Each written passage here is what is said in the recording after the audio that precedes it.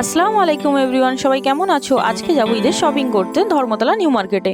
তো আমরা গিয়েছিলাম টালিগঞ্জ থেকে মেট্রো ধরেছিলাম। তো এবারে মেট্রোতে আর টোকেন দেয়নি, স্ক্যানার দিয়েছে। তবে স্ক্যানারগুলো খুব একটা ভালো কাজ করছিল না, প্রবলেম হচ্ছিল অনেকটাই। আমরা গিয়েছিলাম বুধবার দিন যেমন ভিড় হবে ভেবেছিলাম ঠিক তেমন কিন্তু ভিড় হয়নি।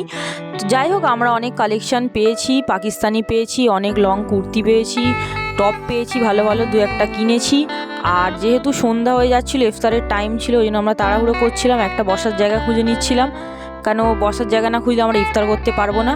তো আমরা এই ফলের দোকান থেকে একটা প্লেট ফল কিনে নিয়েছিলাম, কিছু ফল আমাদের সাথে ছিল, সেটা নিয়ে আমরা ইফতার করলাম।